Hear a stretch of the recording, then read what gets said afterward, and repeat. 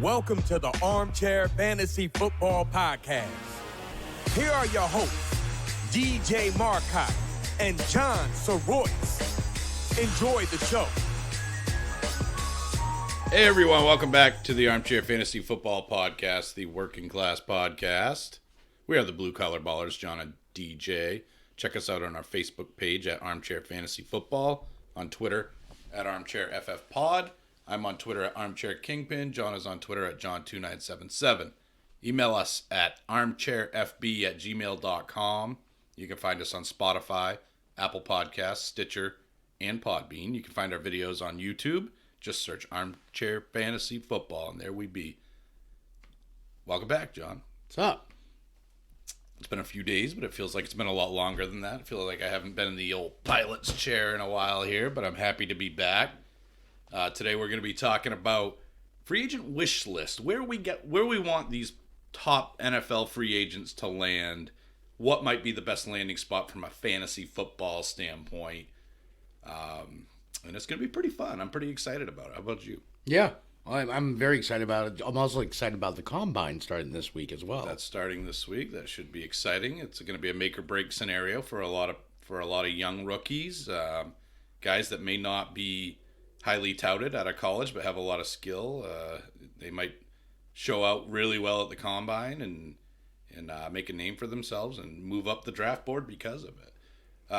Free agent wish list today, not to be confused with our Bandit Brewing show on March 11th in Biddeford, Maine, at 7 p.m. That is our free agent prediction show, so that's where we think players are going to go. This one's all about us. We want players in certain spots for our own fantasy benefit, right, John? So that's what it's all about today. But until then, start spreading the news. Go ahead, John. Boy. So we'll start off with the first bit of news. So the NFL owners have agreed to the new collective bargaining agreement that they're going to propose now to the players, which is an expansion of the playoffs, expanded roster to 55, a third player of IR, also roster player punishments will change, but there's a lot still going on with that because the Players Association actually declined the offer 6-5, but the board still has to vote, so this isn't shut down quite yet. Yeah, this is a 10-year. Aren't they trying to get a 10-year deal going here? Correct. Too? Yeah, so that's a big deal, man. And boy, I would like to not have to worry about it for 10 years as a fantasy football analyst and player. I think, like I said before, my take doesn't change on this. If you want these guys to play more games, pay them more or make more money available to them, raise the salary cap. I think stuff like that's a great idea. Sounds like the salary cap would be raised anyway if they expand the active roster size. I know a lot of people are advocating for an 18-game season, and a lot of people say, "Oh, it's not good for the players." Well, hockey players get beat up just as much. They play 82 games. So Correct. Let's not go crazy here. I think an 18-game season would be great, especially from a fantasy standpoint. I've heard an additional bye week, which would make sense. It would be interesting from a fantasy standpoint, too, because you would have two bye. I mean, you got a guy like Christian McCaffrey, and there's 2 weeks you don't have him. You get, especially at the quarterback and tight end positions, when you got your tight end and quarterback missing 2 weeks, you need a legit backup. You can't just do one tight end necessarily or one QB. So you got to have a good backup plan. Hopefully they can get this worked out. Traditionally, the NFL has gotten their way with the Players Association. So I think there may be some tweaks to be had, but I think they'll make a deal happen relatively soon. And I don't think they want to get into a situation like they did the last time the CBA came up, where they were getting right down to the wire. I mean, we missed preseason games and we were sweating it out. So. And then also on top of that, if this CBA gets approved, an expanded playoff postseason, adding the 17 per conference. Yeah, which to me as a NFL player, why wouldn't you want that? I don't even think there's much to negotiate there. It's, one team would have to play an additional game rather than get a bye. I don't think there should be buys anyway. you shouldn't get a free pass regardless of where you finished in the standings. So it all sounds great to me, man. Wait and see. Still a lot to be worked out, but hopefully it heads in the right direction. So other news, Jarvis Landry underwent hip surgeries and is expected to miss 6 to 8 months. I texted you that and I didn't get a response. Yeah, not only is his OTAs in jeopardy, but week 1 is in question depending on how fast he rehabs and heals here. Why didn't I get a response, man? That's rude. Because I have him and I don't know what to do with him. Yeah, that's bad. I don't know how you can keep him in a keeper league. Obviously, in Dynasty, you're holding on to him. But the good part of that is it might create some more value, and you might get him at a much cheaper price than you would have had this not occurred. Kind of came out of nowhere to me. I didn't expect the 6 to 8 month surgery to be occurring with him, but I knew that he had problems with his hips and the surgery wasn't, talked about, but I didn't think a 6 to 8 month timeline. Yeah, no, I was surprised by that. I will lean towards him missing 6 months. I think he will be back. Landry's always been a hard worker, but we don't know if there's any setbacks here, so just something to keep your eye on if you are a Jarvis Landry owner, or in the other aspect, if you plan to buy him low, because he would be a great buy low candidate during the draft. Yeah, I would say so. And in Dynasty, you might want to go after him. And I mean, he's still pretty young. He's Odell's age. He is roughly, consistent too. So, and he's very consistent. So he's a good solid hand, as I like to say. So the Corey Davis experiment might be over. Tennessee is unlikely to exercise Corey Davis's option for his contract. But that's a 2021 option, so he'll be there this year for sure. He needs a Devontae Parker-like resurgence this year, I think. And you might see it, who knows. But I got a guy going there, on my wish list here that might be able to help him out a little bit. Just a little bit. Okay. Next bit of news, and you'll be happy about this one because you must have been dancing in your room when you heard this one. Taylor Gabriel was released, which you know what that means, right? Well, it could definitely open up some more opportunity for Anthony Miller, who is on my Dynasty team, but Trubisky is still there, so it's hard for me to dance too much. But I think they'll draft another receiver as well. But I was kind of surprised to see Taylor Gabriel cut. He's a good hand. He's a good player. Okay. But I'm not ready to, have a ticker tape parade for no, Anthony I know, Miller but it's something to quite keep yet. an eye on. The Tampa Bay Buccaneers are considering a 2-year deal for Jameis Winston. So something they're pondering the idea of, not a long-term extension, but it's kind of a shorter deal just in case he doesn't improve his turnover rate. So this is kind of a deal for them, but at the same time would give Winston some money and a place. But we'll talk about our wish list where we want him to go, because I don't have him staying with the Bucs. I'm not going to tip my hand on that quite yet because I don't even know if he's going to be on today's show. He might be on the next show. Okay. We got a lot of guys we're talking about here. So I'm going to let you kick it off with our first one, John, because I think everybody knows from a fantasy and a personal standpoint where I want this guy to go. But Dak Prescott, on your fantasy wish list. On your fantasy wish list, that is a 10 times fast thing right there. Yes. Where would you like to see Dak Prescott land? Carolina Panthers. All right. You want me to... This is a podcast. I don't know if you're aware of this, but after you say where you want him to go, you elaborate on it. Well, that's how this they works. have very young talent there. Prescott We've been doing this almost a year now. Dak Prescott is very... what's the word I want to use? He's undervalued for what he has done the last couple of years. He did Underrated. For sure, yeah. He was the second number 2 quarterback in the league this year. And I think going to Carolina with receivers like a Curtis Samuel, a DJ Moore, young talent, not only can he help them, but at the same time, Christian McCaffrey could thrive here as well as Prescott, because Prescott is really good at play action. And I think both could benefit here in this offense. And I think Prescott would be a great fit in Carolina, especially with Norv Turner. Kind of been watching the offense. He's not so much the coordinator there. If you haven't heard, Joe Burrow's old offense coordinator from LSU is now the offense coordinator there. But this would be the perfect fit. McCaffrey takes pressure off of Prescott. Prescott opens up the play action. Young receivers like Moore and Samuel will thrive off of Prescott because he is actually an accurate thrower. And I think he would do very, very well here. I don't know how anybody could want Dak Prescott anywhere but Dallas. From a fantasy standpoint, you know why, John? Because we already know he's a really good fantasy football asset on the Dallas Cowboys. A bird in the hand is worth two in the bush, as they say. And Dak Prescott in Dallas is a bird in the hand. And even if Amari Cooper, who we'll touch on shortly here, moves on from that team, I still think they could end up with a Robbie Anderson. They could go after a T. Higgins in the draft. They have Michael Gallup.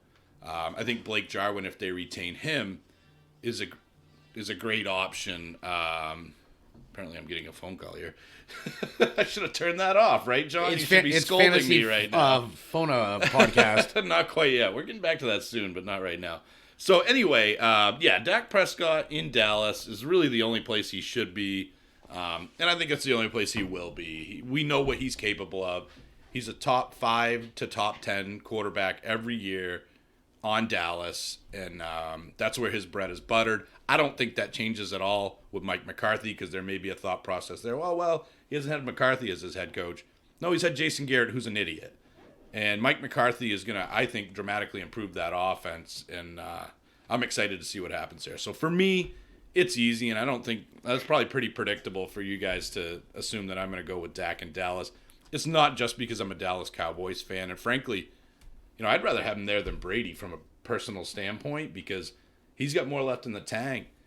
And with good leadership and good coaching, imagine where Dak could end up in Dallas, in terms of his ability to score points in fantasy football. He's already got it. With good play calling, imagine that. I would say the sky's the limit. So for me, it's the Cowboys. Okay.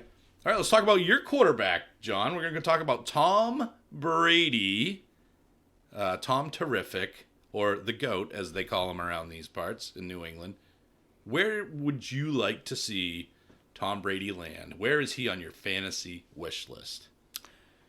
I don't want Tom Brady to leave New England, I'm going to be honest, but if I had to make a choice other than New England, it would be the LA Chargers. So you said other than New England. So let's just rewind a second, because this isn't about fandom. You would agree. And that's why this is about where will Tom Brady basically score the most fantasy points. He didn't score a lot in New England this year, did he? So I think it would stand to reason that it's not New England. You say the Chargers. Tell me more. I think Melvin Gordon will be gone, but Austin Eckler will stay. Eckler would thrive with Brady there. He loves to throw to the running backs. Justin Jackson could be the 1-2 punch on early downs. Not to mention, if Keaton Allen, you have Hunter Henry, you have Mike Williams, you have very good talent in that receiving core. And this is the kind of weapons Brady hasn't had for many years. And it's not even so much the long distance throw, it's those short intermediate throws. He would have so much success here. Great offensive line here. And he would be very close to his, home, they call it. He's from LA, so I think he'd do well with the Chargers. So you mentioned first, I want to myth bust this, and I'll challenge you a little bit on this. I don't feel that Tom Brady lacks weapons in New England right now.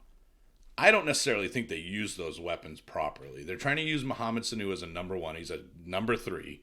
He always has been, always will be, and he's a darn good number 3, but he's a number 3. Edelman is about as good of a slot receiver as you're going to find. And N'Keal Harry, they're using not at all, and he should be they should be peppering that guy with targets. So I think the talent's there at wide receiver, John, not necessarily at tight end. And we know that Tom Brady likes to use good tight ends that have a lot of talent and skill, athletic, mismatched tight ends. There's one of those in Tennessee. There's also an ascending wide receiver by the name of A.J. Brown, who's a number 1 stud wide receiver, make no mistake about it. He just needs to work himself into that skin, into that outfit, so to speak. And then you got Corey Davis was a top 10 pick, John. This guy's got talent. They've never had a quarterback that's good enough to get 2 wide receivers to score double-digit points in a game. It's just so rare on that team because their quarterbacks are mostly junk. And I'm not going to say Tannehill's junk, but he's not Tom Brady. And Corey Davis, another thing with him is he's a good ex-decoy receiver. So he's going to draw attention away from A.J. Brown. So, you got Davis, you got Brown, you got Jonnu Smith, who's a really up-and-coming tight end. We're calling for a breakout for him this year. I truly believe that's going to happen. And if they can lock up Derrick Henry, which I think they will, he's got LeGarrette Blount times 2. And we all know that he loves having a running back like that can pound in between the tackles. Let's not forget a coaching staff, too, that he's familiar with. I think Tennessee is the best landing spot you can imagine for Tom Brady from a talent standpoint, from a X's and O's standpoint, from a game plan standpoint, and how they play the game. I would love to see Brady in Tennessee. That's my landing spot for him. Okay. So we mentioned Ryan Tannehill. Let's talk about it.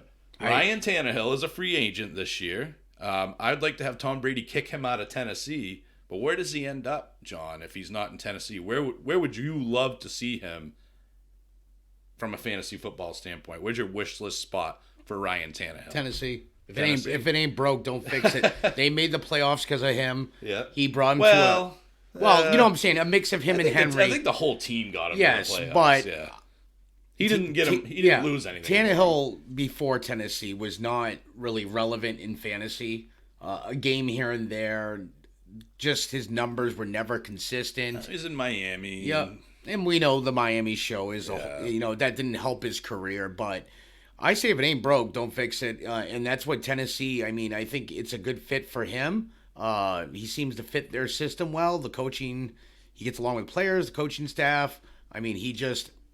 He had a consistent fantasy season over there. And I think if he goes somewhere else, he may not see that. It could be his career. That's why I think the best fit for him is Tennessee still. So there's an offense, John, that reminds me a lot of the Tennessee Titans offense. They have a different but dynamic running back. They have 2 really good receivers. They have a really talented, good tight end. He may or may not stay there. And they've got a team that may not be ready to win now, but could really use a solid bridge quarterback. And I think he could score a lot of points there, and that's the LA Chargers. I'd like to see Tannehill in LA. I think they could maximize his potential. Mike Williams there, John, Keenan Allen, potentially Hunter Henry. They may franchise him, and Austin Eckler, and I believe they'll add another back, and we'll talk about that later on. But I don't see any better spot for Tannehill than the LA Chargers. I thought about the Patriots, but there's another guy I'd rather see with New England than Ryan Tannehill. I think Ryan Tannehill will flourish in LA, and I think he'd give you better numbers than he gave you in Tennessee. So that's where I'd like to see Ryan Tannehill go. Okay. So we're going to start getting into some big dogs here. Some really big name free agents, specifically a couple of wide receivers that are next on the list. First of which, John, A.J. Green. Where do you want A.J. Green to end up in free agency? And don't say the Patriots. Don't say the Patriots. Don't say the Patriots. That's where I want him to go. But the other team, that's why I have a couple of these. Yeah. The other team I can see him doing very well with, the Green Bay Packers. Green Bay does... Oh, God. I would love that as a Devontae Adams Yes. owner. Somebody take the pressure off. A.J. Green will be 31 this year. Let's not forget that you take away the options for Green Bay. Other than Aaron Jones and Williams, there's only Devontae Adams. Lazard, none of them have worked out. I believe Lazard's a free agent, too. So he's... Yep, his I believe contract's up. Allison, or is it Scantling is a free agent? One of them's a free agent. Geronimo is. Yeah. Scantling is, I think, going into his 3rd season, but I could be wrong on that. But of course, either- they have Equanimous as well. Either one of them did anything this year really relevant. None of them, all of them had the opportunity to be the number 2 there, and the only one that came close enough to it was Lazard. And he's not a number 2. Yeah. But we got to start looking at Green as a number 2 receiver, not so much a number 1 with the age difference. And where better to go than the Green Bay with a quarterback, and you have a Devontae Adams. Green going to Green Bay would help Adams tremendously. His numbers would go through And the the roof. name works, too. Green Bay. Green Bay. So I think it'd be a great fit in Green Bay. We've discussed it, John, and we discussed it with the listeners. Josh Allen needs a number 1 wide receiver. And unlike you, I think A.J. Green still has that. He preserved himself all year last year. He didn't play. He's been in the league a while. He's 30 years old. But he's It feels like he's only played half of the games that, Because he has. He's only played 34 of the 65 games. There you go. So, yes, he's injury prone, I guess, but also the wear and tear is less than your typical 30-year-old. He's got less wear and tear than a Larry Fitzgerald, who I know is older than 30, but I think you get my point. So I think A.J. Green still has the potential to be a number one. Buffalo Bills is the only place I can think where I would want him, because it's twofold. Josh Allen needs to have a true number one to bring him to a new level. So A.J. Green there makes Josh Allen better, and Josh Allen scores more fantasy points, right? Allen, to me, is better than Dalton. Would you agree with that? Oh, by a long distance. So this would help Green more, I think, because if the reasoning is that if Josh Allen's better than Dalton, isn't that better for A.J. Green? Yes, I would say so. Guess what, dude? Helps out John Brown too, because I think this would give an opportunity for John Brown to finally, in Buffalo, be that true deep threat that we all know he is, which is also going to unlock Josh Allen's huge arm in the process. Which we haven't really seen. Right. Just a perfect fit, man. I mean, think about that. Allen gets his number one receiver. John Brown gets some pressure taken off of him so he can kind of get more involved in the deep ball game, because there's another receiver that these teams have to pay attention to. And now we can see Allen's huge arm, which has always been an attribute of his, unlocked. Because it opens up Brown more. It's just a perfect fit for me. I don't think A.J. Green cares where he goes at this stage of his career. I think these guys can pay him the most. And this is the one thing, John, that this team needs is a number one receiver. Perfect marriage, A.J. Green and the Buffalo Bills. That's my take on that. Okay. All right, next one up. I'm very curious to see where you're going with this one. I'm going to lead off, though, on this. Go ahead. Amari Cooper. So what was Amari Cooper in Oakland, John?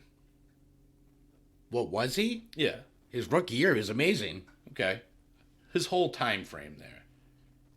Like a wide receiver 2, wide receiver 3. Underutilized. Yes. Would you agree with that? Yes, but some of it was inflicted. He had a lot of drops in Oakland. But he was underutilized. Yes. He didn't get the targets he should have gotten. He was drafted as a stud wide receiver, but he wasn't used as one, John. What did the Dallas Cowboys do with him when they got a hold of him? They peppered this guy with targets, and they haven't stopped since. They're utilizing Amari Cooper to his strengths as a number one true stud receiver. And they're going to continue to do so with Mike McCarthy out there. Mike McCarthy's number one options, John, have flourished at the receiver position. Think about it. Davante Adams, Jordy Nelson, just keep going back. When Jordy Nelson was hurt, Randall Cobb emerged because he was the number one option.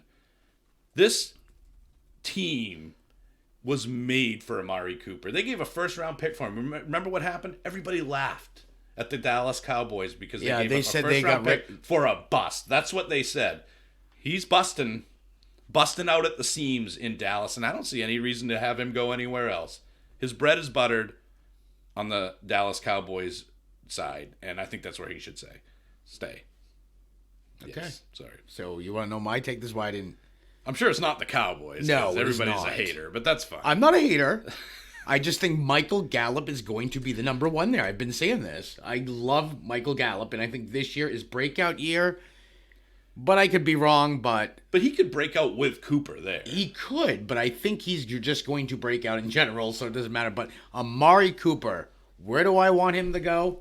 The Buffalo Bills. Okay, so same mentality as AJ, yeah. Great arm from Allen. But younger. Yes. Yeah. Cooper, I think, would thrive here. Cooper would also help the game there. Cooper would give, let's be honest, Gore shouldn't be there, but Singletary will be amazing there with Cooper there. They'll open up the pass game. Allen's arm gets better, opens up Allen for runs. Look what Cooper's done for Dak. Look what Cooper will do for Josh Allen.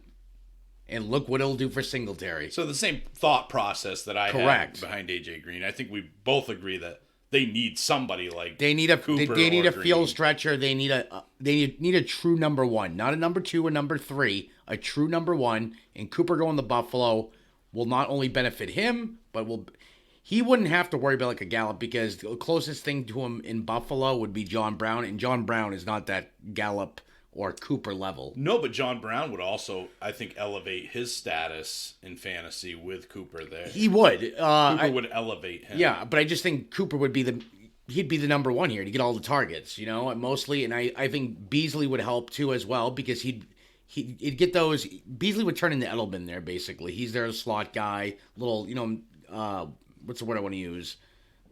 Not field stretcher, yard marker. You know what I'm saying? Yeah, chain mover. Chain mover. Thank you. Yeah. And I think Cooper going there would be not only a deep threat, but he's good in the slot. Cooper can play any receiver position, he's the man. So he's great in the slot as well. But Dermott likes to run trick plays as well, and Cooper fits that mold as well. So I think Cooper. So to you Buffalo. say Buffalo, I say Dallas. I'll kind of use your strategy or your thought process that you used before. If it ain't broke, don't fix it. But let's move on to the next one. Straight out of LASIK eye surgery, not LASIK, John, LASIK. Famous Jameis Winston. I'm going to tell you where I want Winston to go. I want him to get his eyes fixed, and it's probably not going to help him in terms of his ability to throw the ball to the right team. But I want him to get his eyes fixed and go right back to the house in Tampa Bay. My reasoning behind that is Jameis Winston's kind of a stud quarterback in Tampa Bay. Like, he puts up stud numbers an awful lot. And oh, by the way, I don't want to run the risk, John, of Chris Godwin or Mike Evans losing their fantasy luster with a new quarterback that might not have the same chemistry with them. If Jameis goes, so could the production of a Mike Evans or a Chris Godwin. So that's my thought process there. I did not think of that, but that's a very good point. But I got Jameis on my wish list going to the Chicago Bears. Oh, anybody to kick Trubisky out of there is good with me. Trubisky needs to go. There's a lot of young talent there. You have Calvin Ridley's brother, Riley Ridley's there. Ridley, who's not all that talented, but that's fine. You have Anthony Miller. You have Trey Burton, who's never really been utilized because he's never had a quarterback to throw to him. And now you have Demetrius Harris, who I think is going to push Trey Burton out of the picture. He could, especially with the whole injury last year. Demetrius Harris is a guy that could be a stud tight end, dude. I really believe. Yeah. I picked him up in Dynasty. I saw that, and I like the prospect of him over in Chicago. But they got to get rid of Trubisky. This could be the answer. And I think Winston would be a good fit there. Allen Robinson, he's not Chris Godwin, but he is a target monster.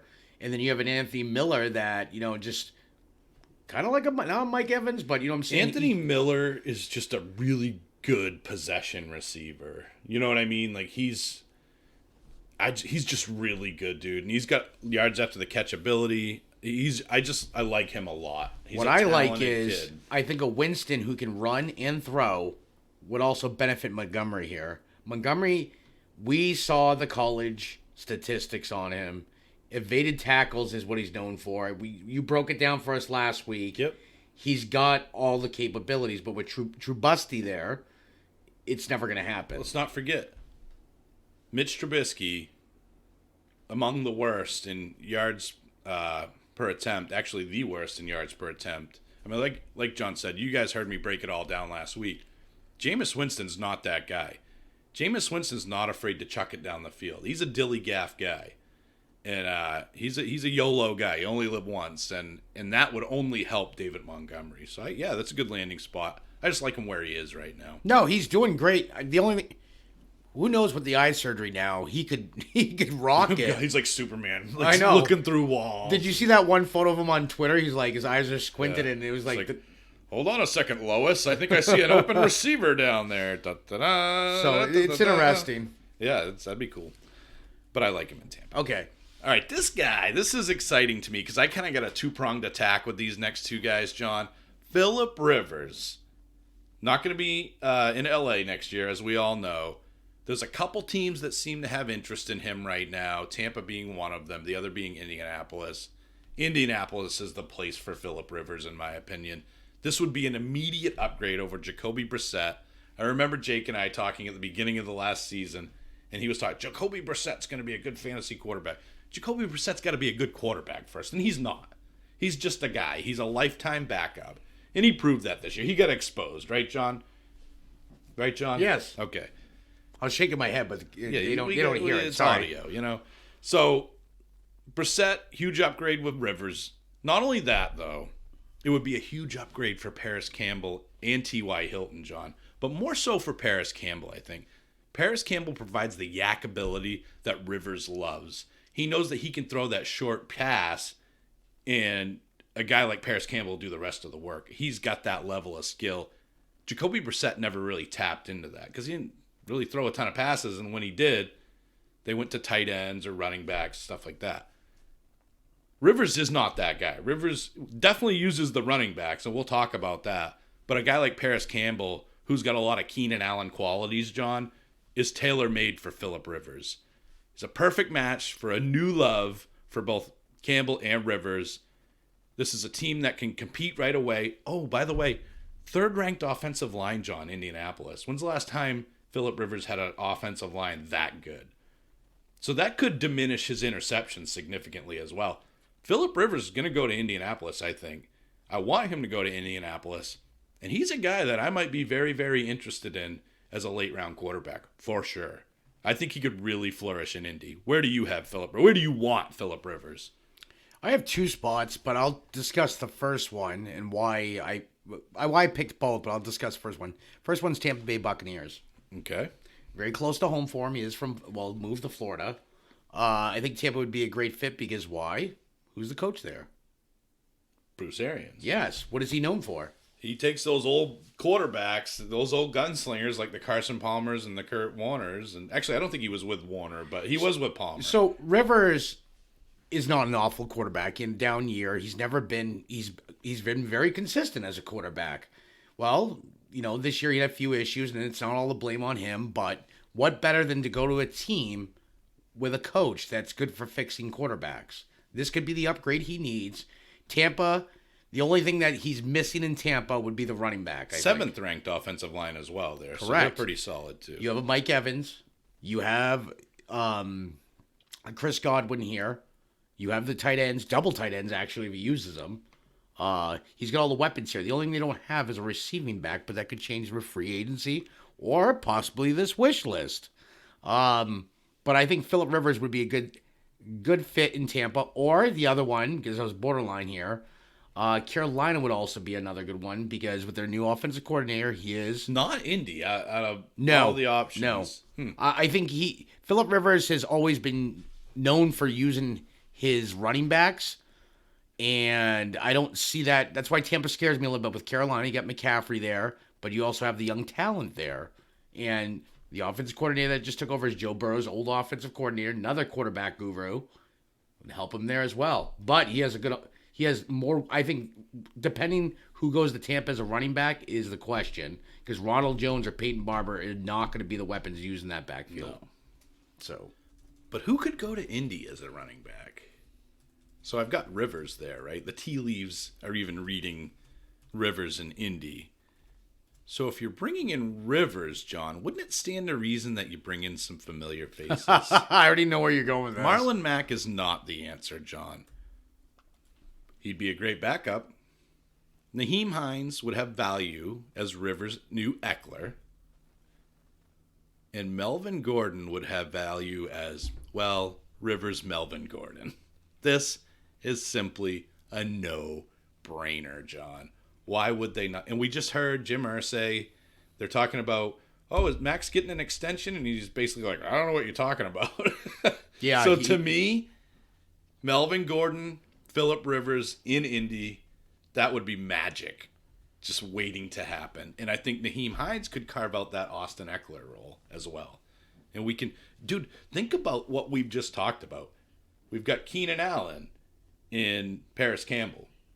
We've got T.Y. Hilton, who's not the same guy as Mike Williams is, but he's a field stretcher, and he's a red zone target because he's a field stretcher. We've got a tight end situation where Jack Doyle's a solid tight end. I don't think he's Hunter Henry, but he's a solid tight end. He's reliable. And then you have Melvin Gordon, you have Nyheim Hines. I mean, this would be LA Chargers version 2, and maybe even better. So we'll see if that happens, but I would love to see Melvin Gordon and Phillip Rivers in Indy playing for the Colts. What about you with Melvin Gordon? Melvin Gordon, like I've always been saying, and I said it last year. What do you think I got him going? Houston. Ding, ding, ding, ding, ding. I could tell that you saw where I was going to with the... I still think Melvin Gordon in Houston is a great fit. Carlos Hyde or Duke Johnson are not the solidified running backs there. They're in timeshare. They haven't done bad, but Melvin Gordon would give him that true 1-2 punch in that backfield. Melvin Gordon can actually block pretty decent at the running back position, so that would actually help Watson, especially with no line. But Gordon thrives in the passing game as a running back as well. So going to Houston, I think it would just open everything. How many times did Watson just have to force throws? And he makes some good force throws, I will say that. But Gordon picking up, blitz packages. Let's be honest, Duke Johnson is not a small back, but he's not a big back. He's like 200 pounds. Yeah, but he's not known for his pass block. Heavier. He's not known for his pass blocking, but Melvin Gordon to Houston would be a great fit. I think it'd be good for him. It'd be good for the rest of the team. Open up so many things for them. And it adds another weapon that they don't really have, I think. And there's another spot that we'll talk about for Houston that I possibly have somebody going as well. We may hit that today, depending on if they're on today's list. But I agree with you. And I think what you want to remember, guys, is when we're talking about where we want these guys to land, it's not just, is it a good spot for them, but do they elevate the status of the other players on the team, offense specifically? Do they make other players better and raise their fantasy value as well? So that's kind of the filters that we're using. So with John, definitely Houston would be a better offense, which makes everybody on that offense potentially better. And same with Indy. So, Lamar Miller. Licorice. John. Licorice Lamar. Oh, we're bringing that back. Oh, yeah. He's licorice. He really is. He's candy, but he's licorice. He's had 30 or more targets every season except his rookie year, which he only logged 1 start. 30 or more targets every single year. He's proven to be a solid pass catcher. He could push the current running back on this roster to be the starter, and that current running back is James Conner. And let's face it, Conner hasn't been as durable as the Steelers would like during his career. He doesn't have a ton of fantasy value left, does Lamar Miller. There's not a lot of fantasy value left. He's not going to go to a team and become their workhorse back. We're beyond that. I agree with you there. I think this would maximize his value because he would be put in a position where he could take over the lead role here. He can catch passes. Pittsburgh likes their running backs to catch passes. Look at Lev Bell. He can run. He's a good runner. He's an efficient runner. I think he's averaged about 4.5 carries throughout his career. Lamar Miller is a solid hand. And I think the Pittsburgh Steelers would be a great spot for him because, let's face it, guys, Tampa Bay is not calling him and saying, we want you to be our workhorse back. It's not happening. There's not a team in the NFL that's doing that. He's going to gain fantasy relevance via opportunity, right? And I think the opportunity is going to be there in Pittsburgh because I'm very concerned with James Conner's durability. I'm very concerned with his ability. And Lamar Miller, I think, could really push Conner and end up getting a starting role there, or at least the lion's share of the shares in Pittsburgh. So I'd like to see Lamar Miller head over to the Pittsburgh It's an Steelers. interesting take. I like how you broke that down because I kind of went the same approach with the whole passing game. Yeah. And who loves to use running backs more than Bruce Arians? There you go. Oh, okay. So you do have him going to Tampa. I have him going to the Tampa.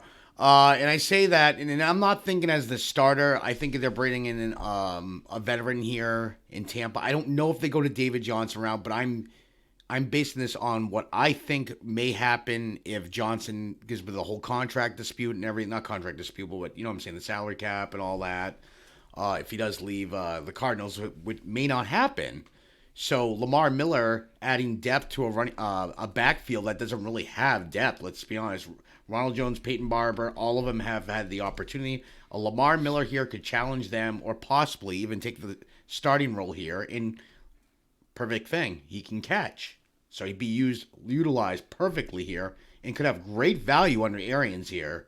And would be I love him as a basement bargain value if Johnson doesn't go there and if he ends up in Tampa. I would love to draft him. I'm not one to draft Lamar Miller. No, you know that you're either. Not a big licorice Lamar guy. So I think Tampa would be a great fit. Wait till you see the next one we do. This one will be interesting. Well, if he's on, we got to remember we're following my list here, pal. I got the same list you gave me in order. Okay, cool. So, next guy, Teddy Bridgewater. I don't want to steal your thunder, so where do you want Teddy Bridgewater to end up? Jacksonville Jaguars. Okay. Nick Foles will be gone. Minshew proved he's had a couple opportunities to get the job done. Might not be the guy. Exactly. Right. Minshew mania has not run wild. Yeah. So Teddy Bridgewater. Been Minshew mush. More like it. Teddy Bridgewater proved a lot of us wrong. And when Breeze was out, he showed that he can manage not only a high caliber offense, but now look at the weapons he had there. Yes, you had a Kamara. Yes, you had a Michael Thomas. But who did you have other than that, other than Jared Cook? Not a lot. Right. Now you go to a young team like Jacksonville. You have Leonard Fournette. You have DJ Chark. You have Chris Conley. You have Keelan Cole. Yes, a lot of young talent T.D. here. Westbrook. In No real number one, though, but some depth at the position. But Bridgewater's got... he's an NFL caliber arm. He can throw. I'm not saying he's going to make 60-yard bombs here, but he's got the talent around him to thrive in Jacksonville. And I think it'd be a great fit. Jacksonville needs a more consistent quarterback, and Bridgewater could bring that here. Could also... Bridgewater hasn't really run like he used to, but he can do it, which would help Leonard Fournette. Yeah. So I think Bridgewater going to Jacksonville would be a great fit for his career. So I took a little different approach with Teddy Bridgewater, and I look at Teddy Bridgewater at this stage of his career, like you said, John, as I don't want to say a system quarterback, but a game manager. And both of those things, there's one team in the NFL that's always done a good job of getting production out of pretty much any quarterback that they've ever had behind center. It's a team that does a really good job of building the offense around the strength of the quarterback, as good or as bad as they are. Whether it be Matt Castle, not a great quarterback, got production out of him. Jacoby Brissett, not a great quarterback, got production out of him. Jimmy Garoppolo looks pretty good, but green as grass, had never been a starter in the NFL, got production out of him. And a team that also happens to score an awful lot of touchdowns. I would love to see what Teddy Bridgewater can do with Josh McDaniels over there in New England. And I think he'd be a great guy to bridge the gap for them if they were to go and try to draft a Trevor Lawrence, for example, next year. And he could be a guy that gets them into the playoffs and maybe deep into the playoffs. He's shown that he's got the ability to be a winner with what he did in New Orleans last year, filling in for Drew Brees. He went 5-0, I believe. Yeah, he went undefeated. And I see him as the exact type of guy that New England puts out there and gets the most out of him, because they do a great job of getting the most out of their quarterbacks. They really do. And I'd love to see Teddy Bridgewater in New England and just see how he can run that offense. And I think he'd do a fine job. He's not going to be a top 5 quarterback, but New England, I think, could maximize his potential. Yeah, I agree with that. And it wouldn't kill Julian Edelman. We can't forget how good Bridgewater was out of college. Yeah. Injuries plagued him, and now he's not the same quarterback he was when he was out, but he's still got those... what's the word I'm using? Skills and talents. Yep. You just got to find the right team to maximize that. And the Pats actually would be a good team, especially McDaniels. And let's say New England gets a Austin Hooper or a Hunter Henry. There's your Jared Cook. Julian Edelman. He's a great guy to throw to. He's any quarterback's best friend. You look at N'Keal Harry. Could be the number one there and could be your Michael Thomas light. So I think the sky would be the limit for Teddy Bridgewater, and I think they would maximize his potential. And when I think about Bridgewater, that's what I want to do, is I want to maximize his potential, because I know who he is right now isn't a stud fantasy player. So I want to get the most out of him, and I think New England can do that. Okay.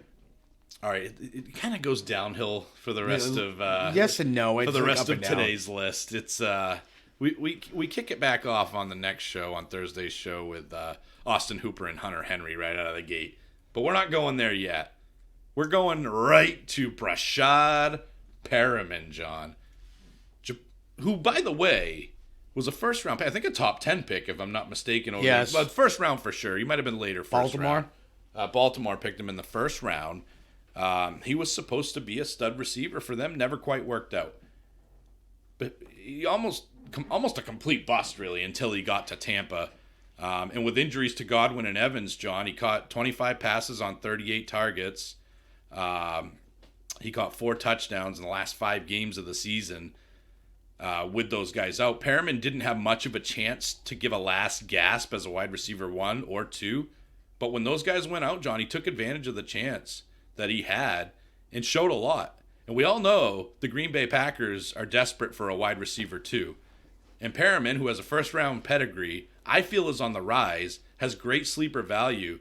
And I think that value would be at its max at Lambeau with Devontae Adams on the other side of the field opening up stuff for Brashad Perriman. And I think Brashad Perriman can open it up for Adams as well, because Rodgers can hit Perriman and hit him often. And I think both those guys would raise each other's value if he can get Adams' value raised even more. But right now he's getting double covered all the time because there's nothing to keep the defense honest. I think Brashad Perriman would keep the defense honest, be a first-round pedigree talent, and I think Rodgers could get the most out of him, although I do feel Rodgers is dwindling down right now in his ability. But we also know Rodgers is a diva. So maybe it's just like, I'm not going to try hard because all you have for me is Devontae Adams. And I think Brashad Perriman could go there and produce definitely as a number 2 and maybe even produce as a number 3 over there in Green Bay, John. So I'd like to see Brashad Perriman end up with the Green Bay Packers. So you have the same kind of mindset I do. I'm thinking he's going to be a number 2 somewhere, obviously not a number 1. I think that ship has sailed. I mean, he has the potential, like you said. But I have Mr. Perriman going to New Orleans. Interesting. I could see that. Yes, another great caliber quarterback that can sling the ball. I mean, Breeze is one of the best and will be one of the best. And Michael Thomas does not have a number 2 to take the pressure off of him. And, well, let's be honest, Michael Thomas does it regardless. Well, and the thing is, and we'll discuss this maybe with the next guy, the thing is that they have Traquan Smith and Ted Ginn. Neither of those guys are tailored toward Drew Brees' strengths right now. And I think Perriman, while he is a deep threat too, he could be more tailored toward the style of play that Drew Brees uses at this stage of his aging career. So I agree with you on that one. I think he'd be a great fit there. And Michael Thomas, yes, he may lose a few targets here, but it's Michael Thomas, guys. Nothing to worry about. He will he'll be fine. He will still dominate. He actually may get more touchdowns because of this, because, like you said, we'll keep defenses honest. The thing I like is a number 2 in New Orleans, like a Perriman, Alvin Kamara. Yeah. Well, I kind of have the same approach. I think New Orleans definitely needs a legitimate number 2. I don't think it's a speedster type of guy. I think they have that with Kamara. They have it with Traquan and Ginn if they have to go that route. They have a great stud receiver in Michael Thomas. I think what they need is a big-bodied guy. A big dude that can catch touchdowns, that can be an end zone target, and that can make big plays if you need him to. And this guy said last year, John, if you remember, in the offseason, I'm a stud wide receiver and I'm going to prove it in 2019. Didn't get the chance due to injury. Yes. But I think Devin Funchess, John, would be a great fit for the New Orleans Saints. And I think he would be more tailored too, unlike Traquan Smith, unlike Ted Ginn. He would be more tailored to the style of quarterback that Breeze is right now, because he's not a deep ball guy anymore. He needs a big target that he can hit. And I think he'd hit Devin Funchess probably 4 or 5 times a game for 80 yards, and his touchdown potential would be huge as well over there in New Orleans. So I'd like to see Devin Funchess land in New Orleans. Okay. I got Mr. Funchess going to Green Bay. Isn't this ironic? Okay. We're just trading shots here. I think Adams, he is the number 1 in Green Bay. We know that, but Green Bay needs a number 2. And with Jimmy Graham gone, or going to be gone, none of the other receivers panning out here. Funchess would be a red zone threat immediately here. Give Mr. Rodgers another weapon in the red zone here. And I think that's what they need. Adams is going to get double covered. We know this. So when you have a big body like Devin Funchess sitting there in the red zone, he will get opportunities in Green Bay. And I think that's a good spot for him as a number 2. So just to be clear, you have Devin Funchess and AJ Green going to Green Bay. Yes. Okay. And at the same time, or you just think? Well, here's my thinking on this. I think they can both go. What has Green Bay lacked? A quarterback that's not a jerk. No, they have lacked not getting deep in the playoffs anymore. It's because all they do is run the ball. So one-dimensional offense. Is this going to be the year they take it seriously, add the weapons they need, defense and offense? And I think this year They haven't been since, 90? I don't remember the exact year, but it's been a while. It's been a long while. Well, they went in the NFC Championship when they screwed over the Dallas Cowboys on the touchdown that Des Bryant caught. So I'm not going to forget that one anytime But soon. they can't seem to And they were the NFC Championship this year. Yes, too. but they can't clinch it. No. So they need to add those weapons, and most owners don't want to hear, yes, we made it to the playoffs. They want the real deal. They want that Lombardi trophy. They want the championship. I think they're going to spend this year, and I think they go after two wide receivers here. Or I could be wrong, and they go after one, and they actually draft one. That all sounds very lovely. So that's the first half of our group today. When we put out Thursday's episode, we're going to talk about Austin Hooper, Hunter Henry, Derrick Henry, Robbie Anderson, Emmanuel Sanders, Eric Ebron, Love the Drake, Antonio Brown, which a lot of people are forgetting about.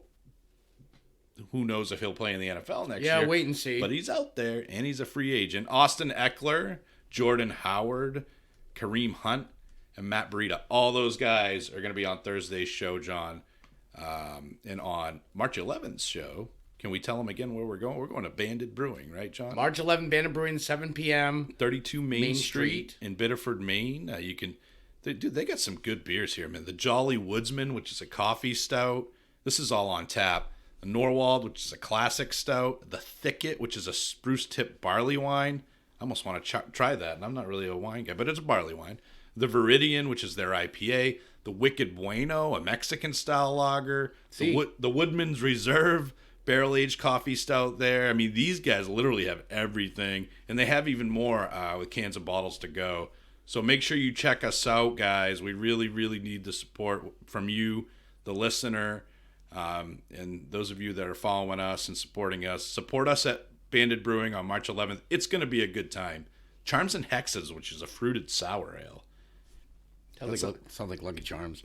I love the sour ales. Those are my favorite. Ryan, our buddy Ryan, can tell you I'm a sour ale guy. So one thing we need help from you guys is we have the page up and everything. Who's interested? Who's going? I don't like our numbers right now, and I want to see more numbers, more interested. Share it, guys. Share it everywhere. Share it on Twitter. Share it on, every social media platform you can go. Oh yeah, tell your mother, your brother, your aunt, your sister. We're gonna put it dog. in your face an awful lot more too. So we only got a couple weeks to go here, guys. It's coming up really soon. We're very excited about it. So come on down to Banded Brewing. We'll be recording a live podcast there. You can say hi to us and have a couple of beers and support the Working Class Podcast. We're the Working Class Podcast for the working class listener, man. That's what we're all about. And we're also, the biggest thing we're here for is to let you, the regular fantasy football player, win championships and help you guys win championships and take home that gold. So keep listening to us in the off season. A lot of good content. We're having a lot of fun. And support the Working Class Podcast, the Armchair Fantasy Football Podcast, at Banded Brewing on March 11th. I promise you'll have a good time. And you can hang out with us too. So until next time on Thursday, we'll talk about some more fantasy football free agent wish list. That's a lot of F's. and we'll see you next time. And thanks for listening. See you guys. Thank you for listening to the Armchair Fantasy Football Podcast. Thanks for supporting the show. Until next time.